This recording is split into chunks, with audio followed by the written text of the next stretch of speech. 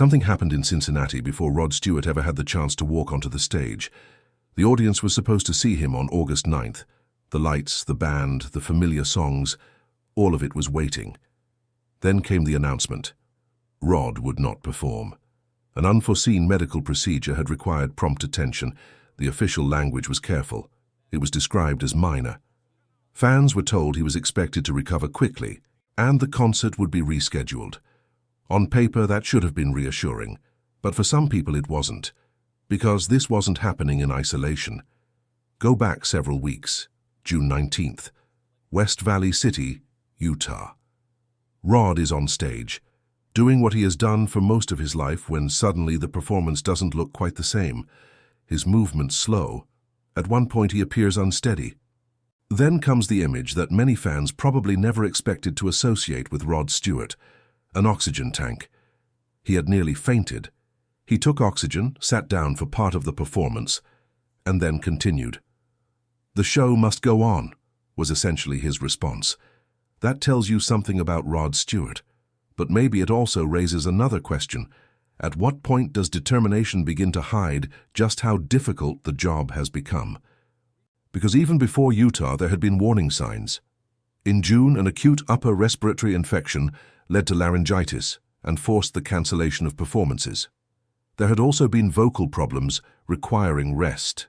For a singer whose entire career was built around one of the most recognizable voices in popular music, those aren't small inconveniences. Your voice is the instrument. Your breathing powers it. And at 81, the body doesn't always negotiate the way it once did.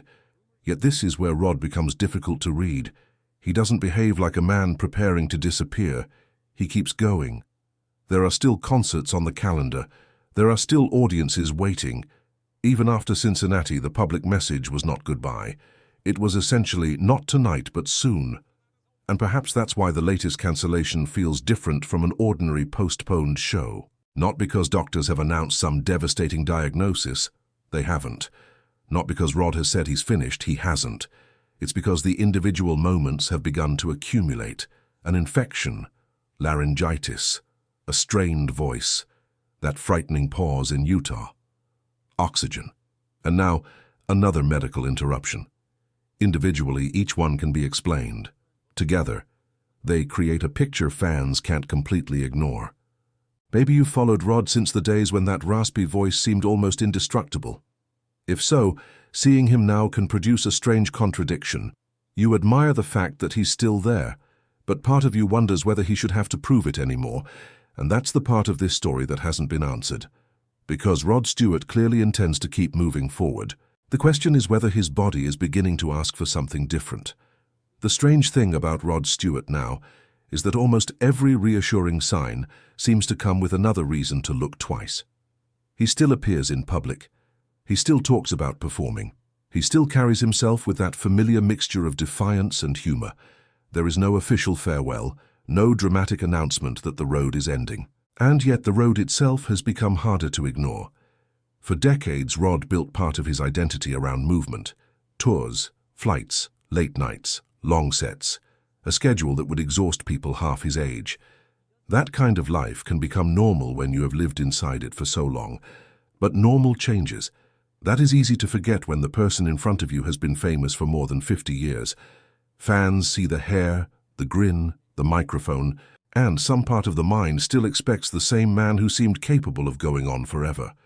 The body does not remember fame that way. It remembers mileage. That may be why recent interruptions feel heavier than they would have 10 or 20 years ago. A postponed concert is one thing. A cluster of them begins to tell a different story. Not necessarily a tragic one, just a more human one. And Rod has never seemed especially comfortable with appearing fragile. That matters, because the strongest performers often learn to disguise discomfort before anyone else can notice it. They turn pain into professionalism. Fatigue becomes routine, recovery becomes private. Then the audience sees only the finished version, until something interrupts it. That is what makes those recent moments so revealing. The oxygen tank in Utah was not dramatic because Rod made it dramatic. He didn't. He sat down, took what he needed, and tried to continue. In another context, that might have looked almost ordinary. But nothing about Rod Stewart has ever felt ordinary to the people who grew up with him. His voice was there in bedrooms, cars, weddings, breakups, long drives, and late-night radio. It followed people through entire decades. So when that voice pauses, people notice. When the man behind it slows down, they notice even more. And there is another complication. Rod has spent years insisting that age should not define what he can still do. That attitude is part of why audiences love him. But it also creates tension now, because there are two versions of the story unfolding at the same time. One says, "Look at him, still going at 81. The other asks, "How much does it cost him to keep going?" Those are not the same story, and nobody outside his immediate circle really knows the answer. That uncertainty may be the most uncomfortable part. There is no single dramatic event that explains everything, no neat moment where the curtain falls. Instead, there are fragments, cancelled dates, medical explanations, short recoveries, a return to the stage, then another interruption. It creates a rhythm fans recognize, even if they cannot quite name what it means. And maybe that is why each new update carries more emotional weight than the last. Because people are no longer reacting only to one cancelled show. They are reacting to the possibility that a long chapter may be changing in real time. Rod has not said that. His team has not said that. But audiences understand something performers rarely say aloud. Every career eventually reaches a point where continuing is no longer just about desire. Sometimes the body gets a vote too. Rod Stewart has spent much of his later life refusing the role people quietly prepare for aging stars. He does not present himself as someone waiting to be remembered. He presents himself as someone who is still here. That distinction matters. For many performers, growing older means gradually allowing the past to take over. More retrospectives, more tributes, fewer risks, fewer nights on stage. Rod has resisted that almost instinctively. He still dresses like Rod Stewart, still jokes like Rod Stewart, still walks onto a stage carrying the expectation that once the first note lands, age should somehow disappear. And for a long time, that illusion worked. Maybe too well. Because when someone remains energetic for years beyond what people expect, the audience starts treating endurance as normal. Then, one difficult night changes the emotional temperature. Suddenly, every pause becomes noticeable. Every cancelled performance becomes meaningful. Every photograph is examined differently. That does not mean something terrible is happening, but perception changes fast. Especially when the performer has spent decades making vulnerability look temporary. Rod understands that game better than most. He has survived serious health problems before. He was diagnosed with thyroid cancer in 2000 and later revealed that he had been treated for prostate cancer after an earlier diagnosis. He spoke publicly about both experiences, but usually without turning them into the center of his identity. He recovered. He returned. And once again, the narrative became resilience. That history makes the present more complicated, because resilience can become its own expectation. When somebody has beaten illness before, people start assuming he will simply do it again. But aging does not always arrive as one enemy you defeat. Sometimes it arrives as accumulation, a little less recovery time, a voice that needs more protection, a body that asks for an extra day, a performance that requires more effort than the audience can see. None of those things alone creates a crisis. Together, they change the equation. And Rod seems to know this, even if he rarely frames it dramatically. He has spoken in recent years about mortality with surprising openness, not fear exactly, more like recognition. He knows the calendar is different now, yet recognition has not turned into surrender. That may be the contradiction at the heart of everything happening around him. He appears aware of his limits while continuing to test them. For fans, that can be inspiring. It can also be uncomfortable, because there is something deeply human about watching a person refuse to let go of the thing that has defined him. Imagine spending 6 decades being told that your voice, your energy, your presence are what people came to see. Then imagine trying to decide when enough is enough. Who makes that decision? A doctor, a family member, the performer, the audience. There is no clean answer. And perhaps Rod does not want one yet. His career has always carried a certain stubbornness. Not reckless exactly, more like an insistence on forward motion. That quality helped create the legend. Now it may be what makes this chapter so emotionally difficult to watch, because the same determination that once looked invincible can look different at 81. Not weaker, just more costly, and that may be what fans are beginning to see. Not the disappearance of Rod Stewart. Something subtler, a man still trying to control the pace of a life that has finally started setting its own terms. There is another part of this story that rarely gets discussed when an older performer begins cancelling shows. The people around him start changing too, not necessarily because anyone is preparing for the worst. That would be an unfair assumption. But when someone has lived at high speed for decades, the people closest to him eventually become part of the machinery that keeps everything moving. Managers watch schedules, doctors watch recovery, family watches things the public never sees. And somewhere inside all of that, Rod Stewart is still expected to be Rod Stewart. That expectation can become strangely heavy. Fans see a postponed show and think about disappointment. A family may see the same announcement and think about something completely different. Rest, travel, medication, sleep, how long he was standing, whether he looked tired before leaving the hotel. Small things, things that never make headlines. That is often where age becomes most visible. Not in the dramatic moments, in the adjustments. Rod has a large family, and over the years he has spoken often about how fatherhood changed him. The image of the wild rock star never disappeared completely, but another version of him grew beside it. Husband, father, grandfather, a man with people waiting for him when the stage lights go out. That creates a tension fame cannot solve, because performers can belong emotionally to millions of people. Physically, they belong to one life, one body, one family. And every hour spent recovering from a concert is an hour lived differently than it was 20 years ago. Maybe that is why the latest medical interruption feels more personal than a normal tour cancellation. At 81, time itself becomes part of the story. Nobody needs to say it. You feel it. A postponed concert at 40 means another date. At 81, people start wondering how many dates should there be at all. That question can sound cruel, but it can also come from affection. When does wanting another performance become asking too much from the person giving it? There is no obvious boundary. Rod himself seems determined not to draw one, and perhaps that is exactly what creates the uneasiness. Because the audience is watching someone who still seems emotionally ready for the next show, while his recent physical setbacks keep interrupting the plan. Desire and capability are no longer moving at exactly the same speed. For a man whose career was built around momentum, that difference matters. And there is something else.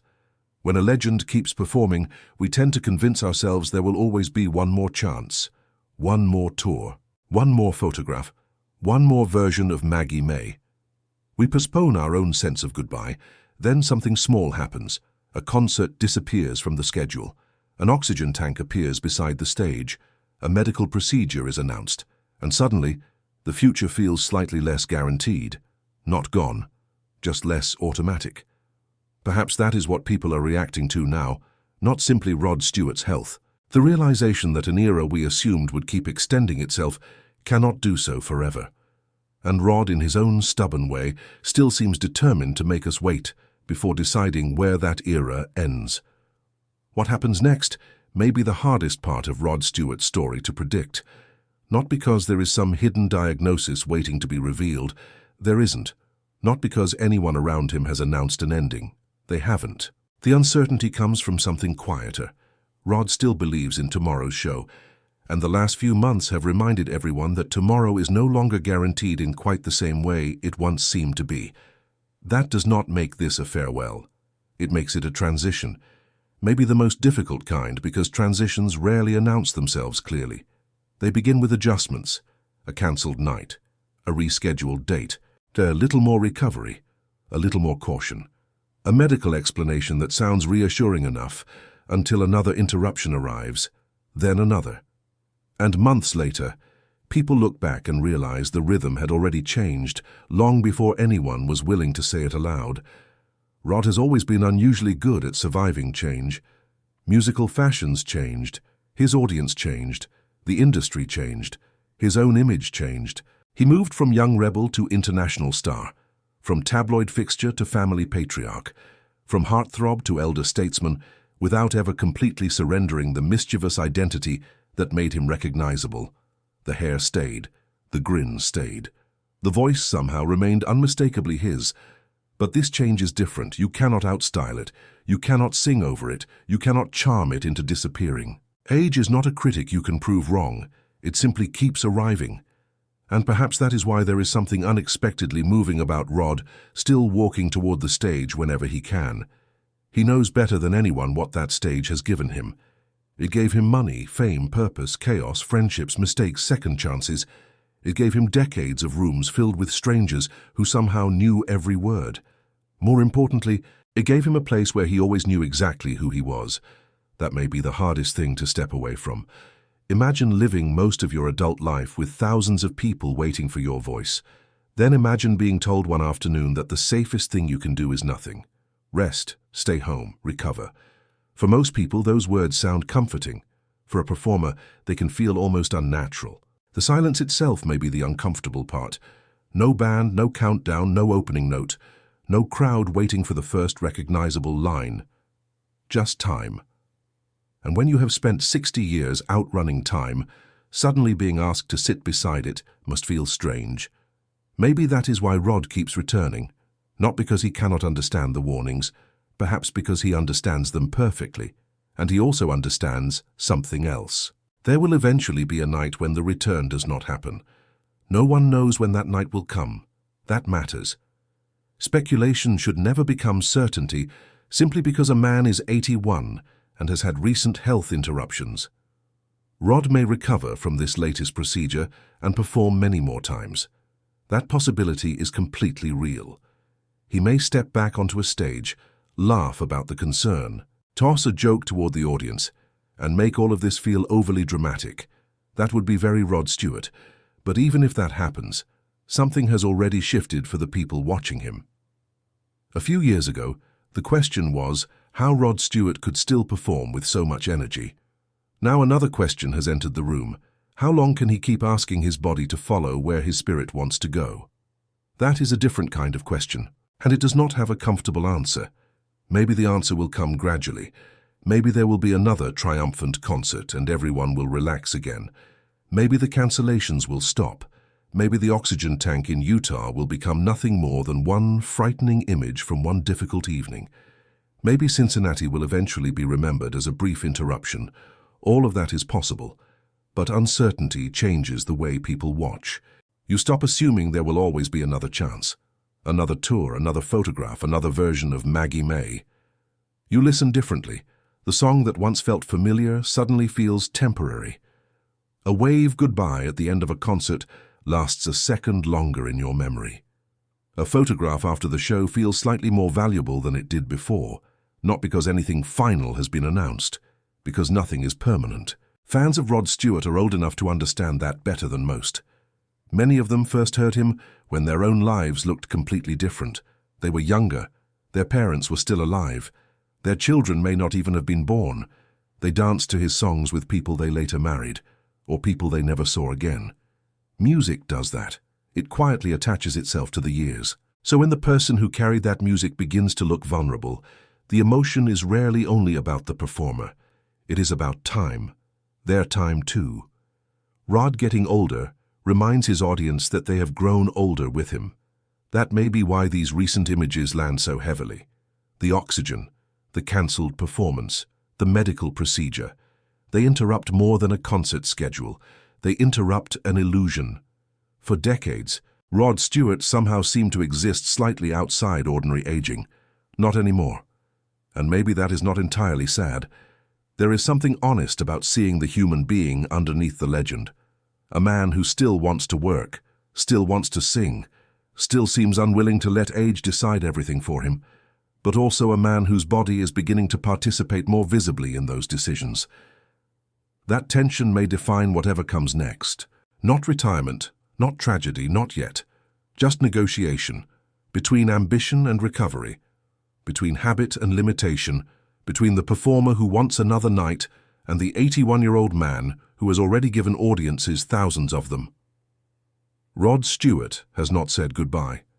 Nothing suggests that he intends to, but perhaps the audience understands something now that it did not quite understand before. Every return is becoming more meaningful. Every healthy appearance feels a little less automatic.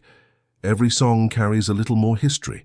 And one day, whenever that day eventually comes, people may look back at this period and realize that the ending did not begin with a dramatic announcement.